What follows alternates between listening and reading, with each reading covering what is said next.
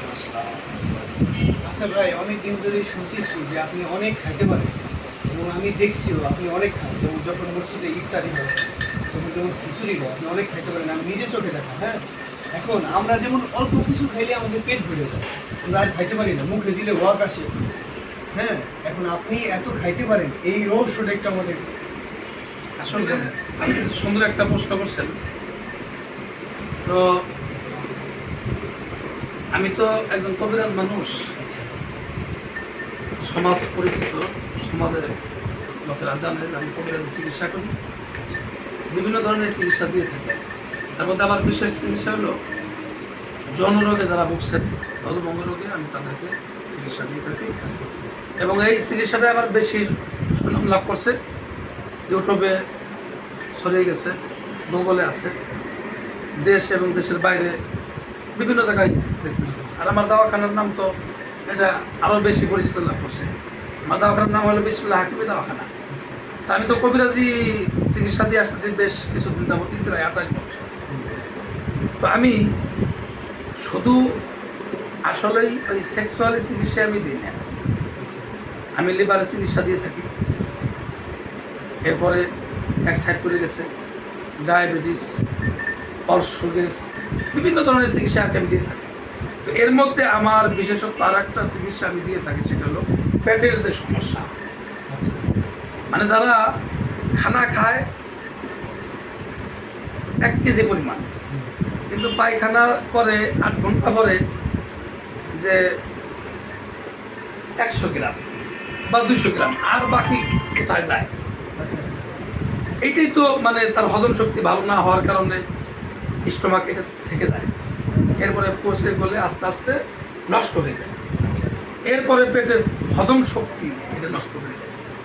এই হজম শক্তি যার নষ্ট হয়ে গেছে সে তো অরিজিনালি খানা বেশি খাইতে পারবে না।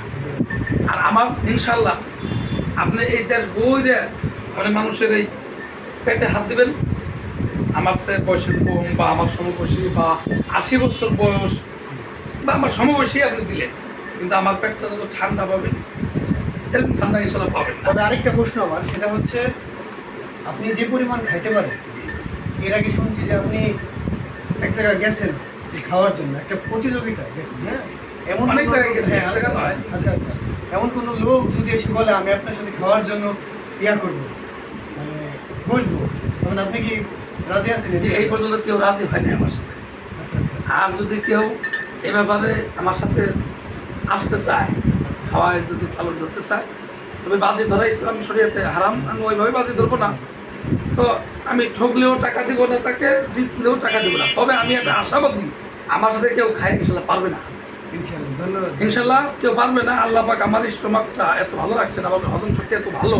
আর আমি তো প্রতিদিন সকালে যে এই যে কিছু গাছরা যেই জিনিসগুলো মাঝে মধ্যে আমি খাই, এগুলি তো আর সবাই খেতে পারে না, যার কারণে আমার হজম শক্তি এত ভালো, এত ভালো হয়েছে, যার কারণে আমি যা কিছু খাই আমার দ্রুতই হজম হয়ে যায়। আচ্ছা, আরেকটা প্রশ্ন, সেটা হচ্ছে মানে আপনি আনুমানিক যদি ইচ্ছা করেন, সাপোজ যেমন গরুর গোশ, আপনি এক বসায় কতখানি গরুর গোশ খেতে পারবেন? আমার আসলে তো টাকা পয়সা একটু সংকট, আমি তো এভাবে কিনে নিজে খাইতে পারি না। তবে আশাবাদ যদি কেউ খাওয়ায়, মনে হয় 5 কেজি গোশ গরু গোশ খেতে পারবো। 5 কেজি? জি জি, এর সাথে আবার অন্য কিছু রুটি বা পিঠা জাতীয় এরকম কিছু থাকতে হবে। কি করেন ভাই, আমরা তো ওই এক পাও খাইতে পারি না, আপনি 5 কেজি খাইতে পারবেন? ওই যে আগে বললাম না যে আমার হজম শক্তি ইনশাল্লাহ খুব ভালো, এবং এর জন্য আমার একটা গ্যাসের ট্যাবলেট খাওয়া লাগবে না, একটা বড়ি খাওয়া লাগবে না, এর জন্য আমার কোনো সমস্যা হবে না ইনশাল্লাহ। আমি কিছুদিন আগে আমাদের এই মহিলার বাজারে মাসুদ চা স্টোর নাম শুনছেন মনে হয়? হ্যাঁ। সেই দোকানে আমার সাথে দুজনে চা খাইয়ে পাল্লা লাগছিল। তো আমার ইচ্ছা ছিল যে আমি 100 কাপ খাবো, তারাও প্রায় 50 কাপের মতন খাবে, কিন্তু এটা আমি গোপনে আমার মানে মনের মধ্যে রাখছিলাম। কিন্তু অবশেষে আমার 75 কাপ হওয়ার পরে তারা কেবল 19 কাপ করে হয়েছে এক এক। দুইজন আর কি আমার সাথে ভালো লাগছে, দুইজন 2 কাপ খাবে আর আমি একা 2 কাপ খাবো, আবার তারা 2 কাপ খাবে, আমি আবার একা 2 কাপ খাবো। এইভাবে খাইতে খাইতে আমার 75 কাপ হয়েছে। আর তারা আস্তে আস্তে একটু ঢিলে করে পরে কেবল 19 কাপ করে হয়েছে, মানে তারা ওই পারে না, আর আমি খাইতেছিলাম। তো আমার 75 কাপ খাওয়া হয়ে যাওয়ার পরে তারা আমার কাছে দুজনেই সারেন্ডার করছে, এরপরে আমি তাদের কাছে। ঠিক আছে, ধন্যবাদ। জি ধন্যবাদ। আমার যে বিসমিল্লাহ হাকিমি দওয়াখানা, এই বিসমিল্লাহ হাকিমি দওয়াখানার পক্ষ হইতে আমি কবিরাজ হাফেজকারী মানসুরুল হক এর পক্ষ হইতেও আপনাদেরকে এবং আপনাদের সকলকে ধন্যবাদ।